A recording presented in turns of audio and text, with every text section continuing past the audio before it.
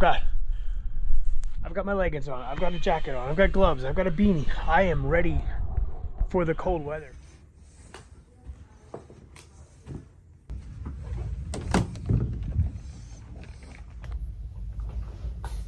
All right, good morning. Welcome back to episode 3 of the Speed Project. This is a compressed week.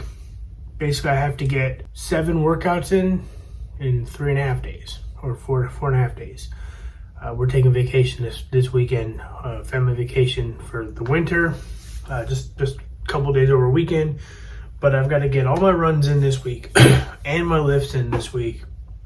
Yesterday was intervals and legs. Today, a little easier. It's an upper body strength training and then a tempo run. It's a 1 block, I think 55 minutes at race pace. So we're going to do that. We're going to talk about the benefits of training race pace versus just training zone 2. Obviously, we did speed. We've done hills. We're doing all sorts of different things, different types of workouts. We're going to talk about the benefits of those. And why you want to train for a marathon at faster paces, okay, to help benefit you. I'm going to squeeze in a weight training workout up here in the loft sometime this afternoon in between meetings, just because of convenience. It's dark, it's cold, it's 38 degrees outside right now. I don't love the cold weather, and somehow I have to run in cold. It's going to be in the low to mid 40s when I run this afternoon.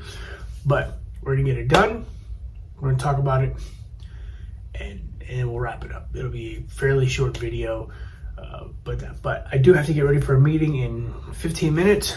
So I'm gonna do my work, get some meetings done, some documents edited and analyzed, and whatever I do as a cyber security manager, and we will come back probably around the weight training session.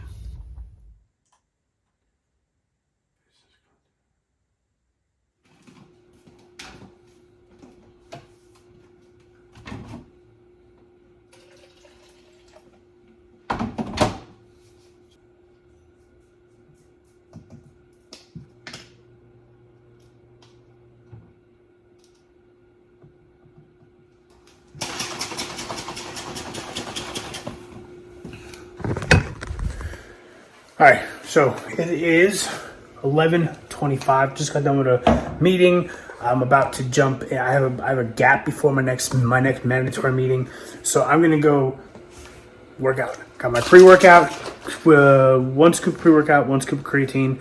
I'm not getting 10 milligrams. I'm only getting 5 milligrams, but it's enough for what I'm trying to do. But I'm gonna work out upstairs in the loft because it's cold. I don't have time.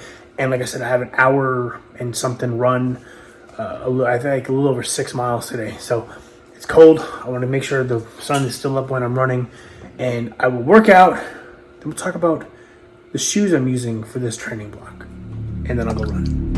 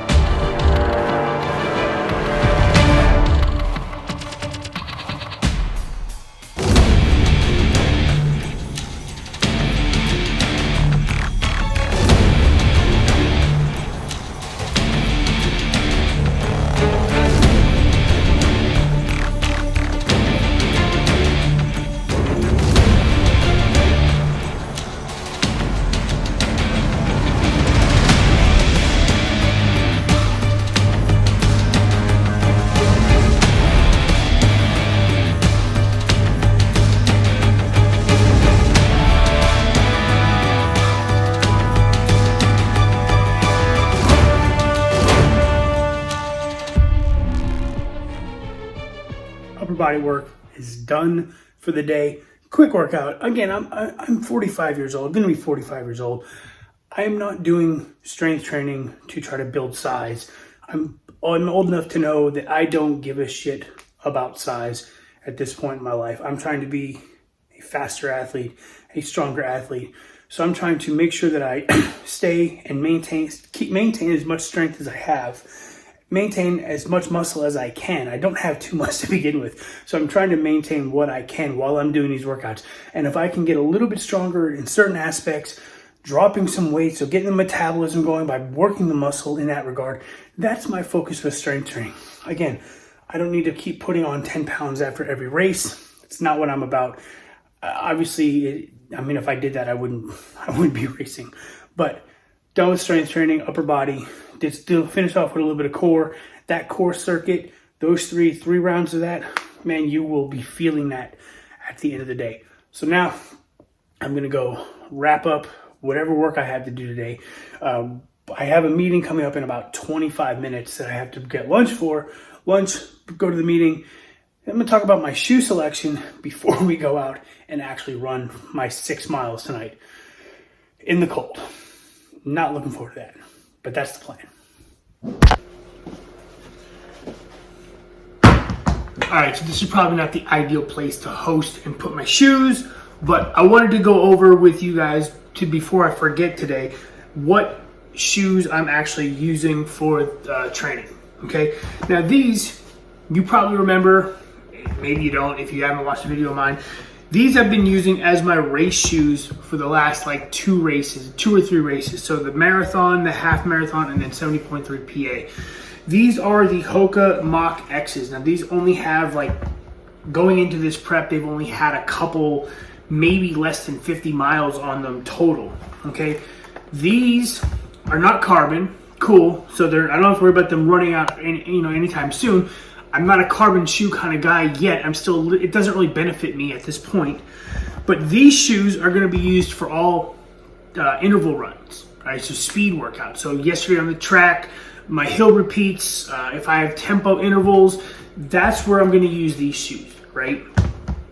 Now, this shoe, this is my favorite. If you guys understand this is the Rincon 4s. So I love the Rincon model. I've also used a Clifton and a couple other models of Hoka, but Rincon is absolutely my favorite runs. These are going to be used for my zone 2, my steady state runs, and even today's tempo run, because essentially what we're trying to do with training is make my tempo pace my zone 2 pace. So I'm running faster where you'd be like, oh, well, you should be using your speed shoe, but we're trying to make this pace like my everyday pace. So because it's just a steady run, there's no real interval, I'm going to use these shoes. So a lot of my steady zone 2 and my steady runs are going to be these, and my intervals and sprints are going to be these. So those are the shoes I'm using for this rotation. This is the first time I've actually had a shoe rotation in my training. Normally I just go with one shoe and then I get a race shoe, or sometimes I even use the training shoe for my race shoe. This year I'm trying to switch things up. These are my training shoes, and come February I may actually get a racing shoe. I may get a carbon shoe. I know they have like the Rocket X, which is a carbon shoe for Hoka. I may even try, the Nike Alpha Flies or the Saucony or whatever. I don't know what's out there. I've never actually looked into carbon shoes, but I may actually get a pair of carbon shoes to race in, depending on how much I think it could benefit me. If I'm still not where I think I need to be, I'm not going to spend the $250 on a pair of shoes. I'll just stick with one of these pairs and then get another one for the rest of the training block. So for at least up until the half marathon, maybe even the marathon, this right here is my shoe rotation for this training block. So I'm gonna go get ready to run. It is 3 o'clock. I have 2 more meetings. I have a meeting at 4:30. Like, what is that even about? And then, after the meetings, we'll get the run done, and then we'll wrap up. All right, we're gonna go for a run, tempo run, 1 mile warm up, 4 miles at marathon pace. So like between 8:49 and like 8:20 something. I'm gonna try to stick it, as best I can, closer to like 8:40-ish. I know marathon pace is around 8:24. That's the target pace, but we're still 11 weeks out, so I don't have to hit marathon pace right now. It is cold. It's in the low 50s right now, I think 52, and the sun is going down. So I've got my leggings on, I've got a jacket on, I've got gloves, I've got a beanie. I am ready for the cold weather. You are not stopping me, because running 6 miles, once that sun goes down, it's gonna get pretty chilly. So let's get ready to do this run. I'll give you a couple clips. It's the same route I run most days. I'm not gonna say anything different, but yeah, I'll see you at the end.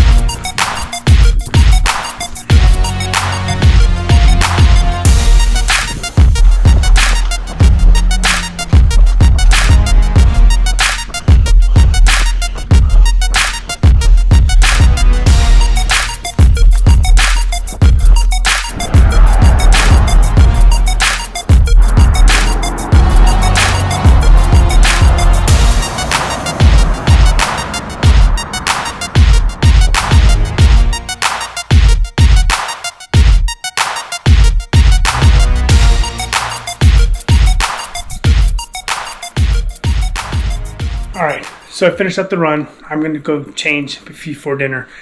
The run itself was supposed to be 1 mile at 10:35 for warm-up, 4 miles averaging 8:49, zone 3 or a marathon pace, and then a cool down at 9:55 per mile. Today's run, warm-up was at 10:19, fine. First mile of the tempo was at 8:40. Second mile was at 8:39. Third mile was 8:46. Fourth mile was 8:50. I'll put them here for reference. And then the cool down was the cool down. To wrap this video up, why am I running so much zone 3, so much tempo? I mean, most of what you've seen so far has been sprints, hill sprints. Yesterday I did sprints, I did tempo, I did a couple fast runs in week 1. Why so much speed, so much zone 3? You're supposed to be doing zone 2 for marathons, right? Zone 2 runs will get you faster. But right now, what we have to do, because my goal paces are so much further along than where I'm at right now, we have to push the needle a little bit harder than we want to. So when I ran my threshold a couple weeks ago in Nashville, my new threshold pace became a 9:02. That's not fast enough for me to hit my half marathon goal pace. So what Dom did was he said, all right, well, what do we have to set your threshold at so that your half marathon and marathon paces match your goals? So my threshold's now like a 7:52 or 7:54 or something like that, which makes my paces all the world faster. So now we are forcing my body to run faster and accommodate all that and get used to doing that. So that heart rate's got to come down a little bit. Lactate threshold has to get adjusted so that when we get to marathon and half marathon, my body is primed to go. See, we want to race somewhere between LT1 and LT2.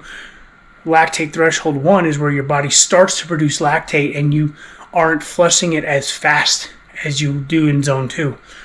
That's the start. We want to push that needle back further so that it takes longer for my body to produce lactate and not flush it. LT2 is where your body's producing lactate and you're just not flushing it hardly at all.